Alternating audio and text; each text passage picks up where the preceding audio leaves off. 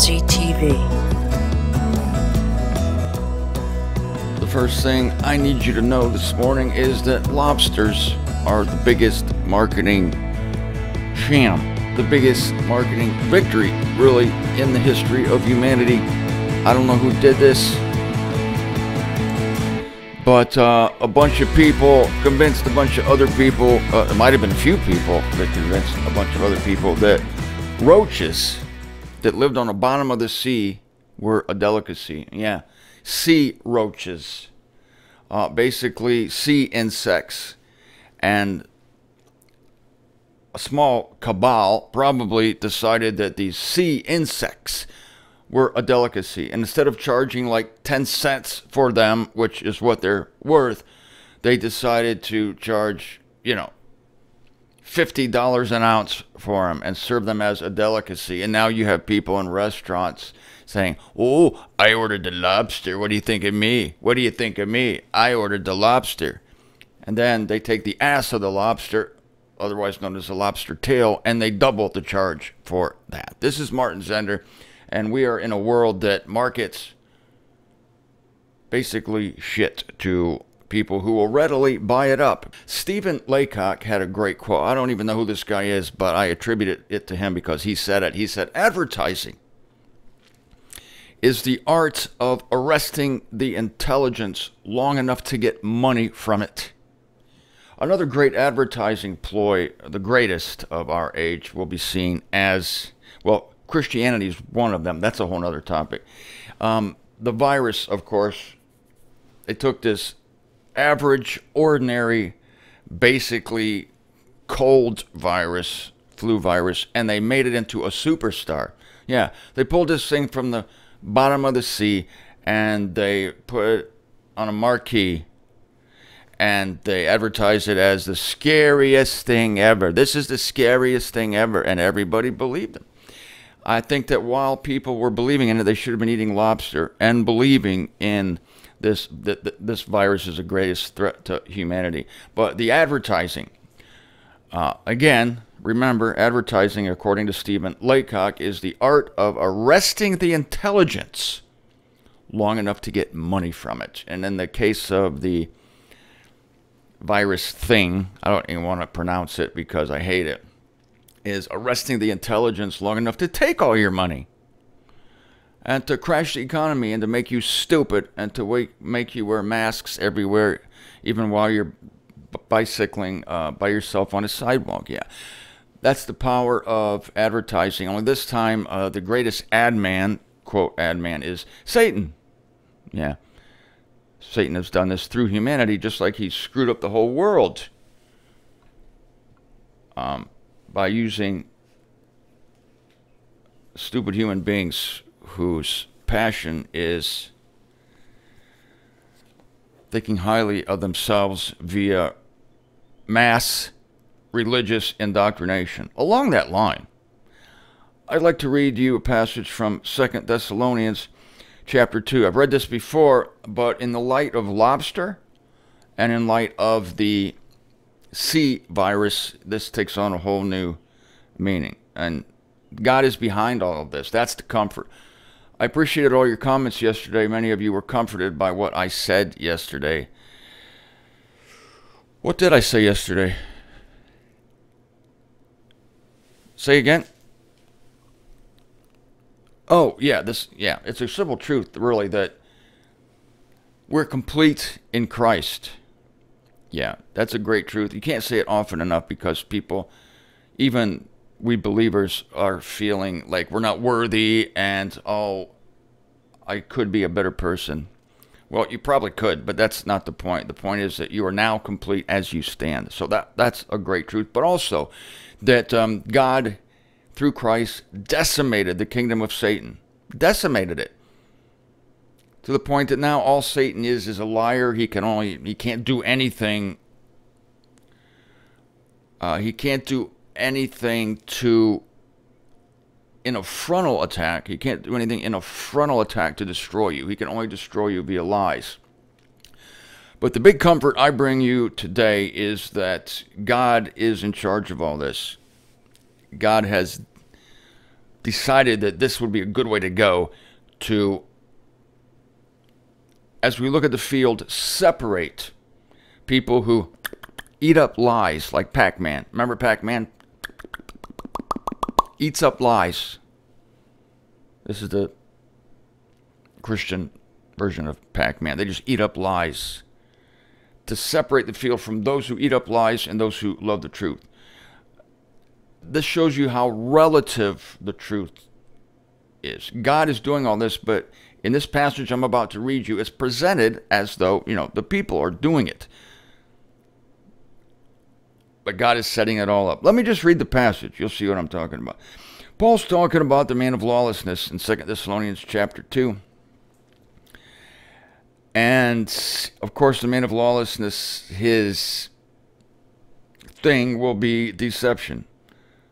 Paul says, starting in verse 8, then will be unveiled the lawless one whom the Lord will dispatch with the spirit of his mouth and will discard by the advent of his presence, whose presence, the lawless one, is in accord with the operation of Satan. That's the relative, the operation of Satan. Because Satan is a deceiver. So probably Satan is the one who made people think lobster was a delicacy instead of an insect. Instead of a giant roach. Satan did that. That's in accord with the operation of Satan because it's a big lie. Satan is responsible for a common cold virus to cause normally fairly intelligent people to destroy their own economies and to wear masks everywhere. Back to the man of lawlessness.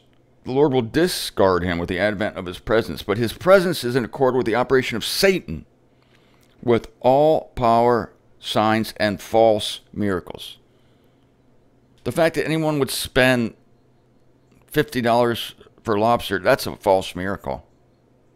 It's a false miracle. The fact that people would wreck an economy because of a common cold virus, that's a false miracle. With every seduction of injustice among those who are perishing, that is, dying for the eon. There are people who are not going to have aeonian life. Why? Because they're not bright.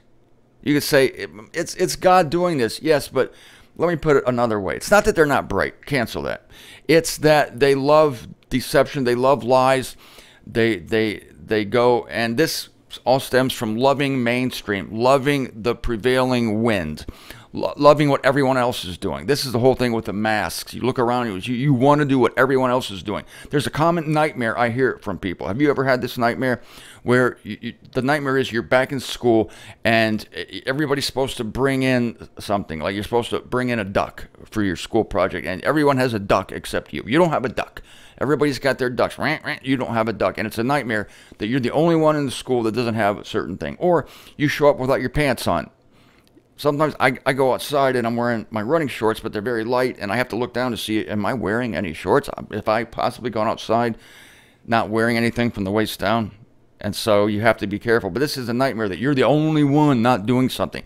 So this is built into humanity to feel shame and to be shamed by the majority, and to not want to go your own way, to not want to do your own thing, to not want to march to the beat of a different drummer. So Satan, of course, feeds on this. And this is the whole attraction of Christianity. You don't want to look different. It's the whole attraction of lobsters. Nobody wants to say that lobsters are just roaches from the sea. At least you have to acknowledge it. See, it comes back to the emperor's new clothes. Only the little kid, the audacious kid who didn't know that he had to conform to everyone else, said, the emperor has no clothes. But those who are perishing because they do not receive the love of the truth. You see, the absolute is tapped into here. They do not receive the love of the truth. Paul says in another place, as it's 2 Corinthians 4:7, what you have that you have not obtained, that is, that you have not gotten. You can't initiate the getting of anything on your own. You have to get it from God. We're passive in that way. So they do not receive the love of the truth. Is it their fault? No. So the absolute is tapped into, but the relative is the main theme here, is that people who do not receive a love for the truth don't have a love for the truth. Therefore, they will eat up any lie that comes down the pike. And because they don't have a love for the truth, this keeps going from the absolute to the relative. Therefore, God will be sending them an operation of deception. God sends the operation of deception. This is my overarching point. That God is the one who sends it. But I thought we just said that this was in accord with the operation of Satan. It is. That's the relative viewpoint. The absolute viewpoint is that God has sent it, and he's administering it on the earth, this deception, through Satan. He doesn't do it directly. He works through an intermediary. So that the little babies who don't know that God works through an intermediary will throw sticks and stones at Satan. But it's really God doing it. And therefore, God will be sending them an operation of deception for them to believe the falsehood. Why? That all may be judged, we're going back to Romans chapter 9, who do not believe the truth, but delight in injustice. And today, God is doing this on a vast, vast scale. He also did it in the days of Noah. He did it in the days of Christ, in the days of the apostles. He sends, continuously saturates the earth with operations of deception so that people will believe the lie. Why do they believe the lie? Because their default setting is to believe lies. Why? Because the human default setting is to go with the flow, to do what everyone else is doing, and the common human nightmare is to show up at class without your duck. And so it is a miracle.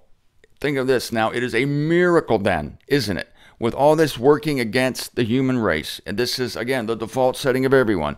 The miracle is that God has chosen you out of this mass of deception, and he has given you the truth. Just as he is the one who imposes lies, sends lies in the earth so that the majority of the human race, which wants to believe lies anyway, because God made them that way, they'll eat it up. So seeing as God is doing all of this, and that it is an actual miracle from God that all these deceptions come on the scene, it is a converse miracle that you believe the truth, that God has pulled you out from the mass deception, from the torrents of human beings going over the cliff, the torrent of lemmings going over the cliff into Aeonian perishing. God has pulled you out from that mass and has given you truth. And again, I quote Paul, what do you have that you didn't obtain? We obtained this. And that is what makes us different. And so this morning, I just want you to thank God for that, for God's activity, his action in your life, because apart from that, you would never have it. Amen?